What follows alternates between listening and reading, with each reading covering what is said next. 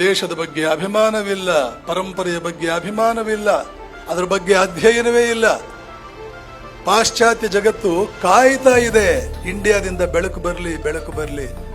ನಮ್ಮ ಹಿಸ್ಟ್ರಿನಲ್ಲಿ ಬರುವುದೇನೋ, ಅವ್ರು ಬಂದ್ರು ಇಂಡಿಯನ್ಸ್ ಸೋತರು, ಇವರು ಬಂದ್ರು ಈ ಹಿಸ್ಟ್ರಿ ಪುಸ್ತಕ ಬರೆದಿದಾರಲ್ಲ, ಇವ್ರಿಗೆ ಏನ್ ಪನಿಷ್ಮೆಂಟ್ ಕೊಟ್ಟರು ಕಡಿಮೆ.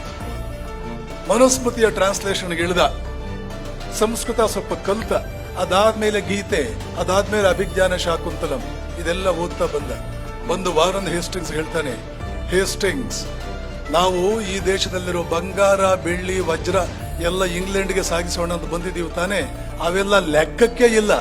ಈ ಸಂಸ್ಕೃತ್ ಲ್ಯಾಂಗ್ವೇಜ್ ನಲ್ಲಿ ಕೆಲವು ಅಮೂಲ್ಯವಾದ ರತ್ನಗಳಿವೆ, ಅದಕ್ಕೆ ಹೋಲಿಸಿದ್ರೆ ಈ ಬೆಳ್ಳಿ ಬಂಗಾರಗಳಿಗೆಲ್ಲ ಬೆಲೆನೇ ಇಲ್ಲ. ಮೊದಲು ಅದನ್ನು ಸಾಗಿಸೋಣ ಇಂಗ್ಲೆಂಡ್ಗೆ.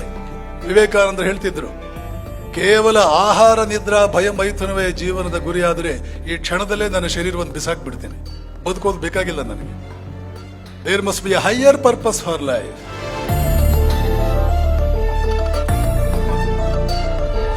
ಇಲ್ಲಿ ನಿಂತ್ಕೊಂಡು ಹೇಳ್ತಾ ಇದ್ದೀನಿ, ನೆನ್ಪಿಟ್ಕೊಳ್ಳಿ, ಮುಂದಿನ ಫಿಸಿಕ್ಸ್ ಶಂಕರಾಚಾರ್ಯರಿಂದ ಬೆಳಕು ಪಡ್ಕೋಬೇಕು, ಇಲ್ಲ ನಿದ್ದೆ ಮಾಡಬೇಕು.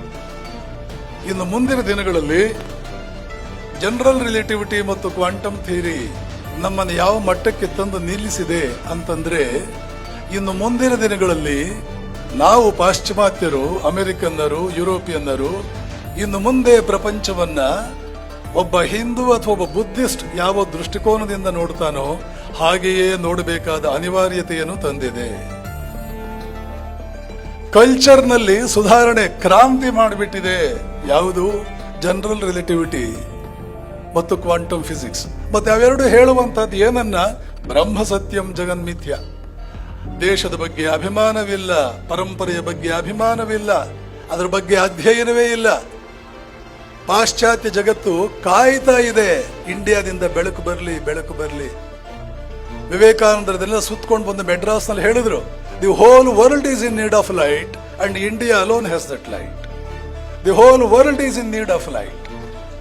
ಮನುಸ್ಮೃತಿಯ ಟ್ರಾನ್ಸ್ಲೇಷನ್ಗೆ ಇಳಿದ, ಸಂಸ್ಕೃತ ಸ್ವಲ್ಪ ಕಲಿತ, ಅದಾದ್ಮೇಲೆ ಗೀತೆ, ಅದಾದ್ಮೇಲೆ ಅಭಿಜ್ಞಾನ ಶಾಕುಂತಲಂ ಇದೆಲ್ಲ ಓದ್ತಾ ಬಂದು ವಾರನ್ ಹೇಸ್ಟಿಂಗ್ಸ್ ಹೇಳ್ತಾನೆ, ಹೇಸ್ಟಿಂಗ್ಸ್, ನಾವು ಈ ದೇಶದಲ್ಲಿರೋ ಬಂಗಾರ, ಬೆಳ್ಳಿ, ವಜ್ರ ಎಲ್ಲ ಇಂಗ್ಲೆಂಡ್ಗೆ ಸಾಗಿಸೋಣ ಅಂತ ಬಂದಿದ್ದೀವಿ ತಾನೆ, ಅವೆಲ್ಲ ಲೆಕ್ಕಕ್ಕೆ ಇಲ್ಲ. ಈ ಸಂಸ್ಕೃತ್ ಲ್ಯಾಂಗ್ವೇಜ್ ನಲ್ಲಿ ಕೆಲವು ಅಮೂಲ್ಯವಾದ ರತ್ನಗಳಿವೆ, ಅದಕ್ಕೆ ಹೋಲಿಸಿದ್ರೆ ಈ ಬೆಳ್ಳಿ ಬಂಗಾರಗಳಿಗೆಲ್ಲ ಬೆಲೆನೇ ಇಲ್ಲ. ಮೊದಲು ಅದನ್ನು ಸಾಗಿಸೋಣ ಇಂಗ್ಲೆಂಡ್ಗೆ. You know all this? ನಮ್ಮ ಹಿಸ್ಟ್ರಿನಲ್ಲಿ ಇವೆಲ್ಲ ಬರೋದೇ ಇಲ್ಲ.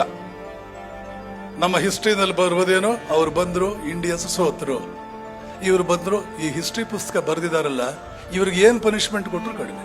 ವಿವೇಕಾನಂದರು ಹೇಳ್ತಿದ್ರು, ಕೇವಲ ಆಹಾರ, ನಿದ್ರಾ, ಭಯ, ಮೈಥುನವೇ ಜೀವನದ ಗುರಿಯಾದರೆ ಈ ಕ್ಷಣದಲ್ಲೇ ನನ್ನ ಶರೀರವನ್ನು ಬಿಸಾಕ್ಬಿಡ್ತೇನೆ, ಬದುಕೋದು ಬೇಕಾಗಿಲ್ಲ ನನಗೆ. There must be a higher purpose for life.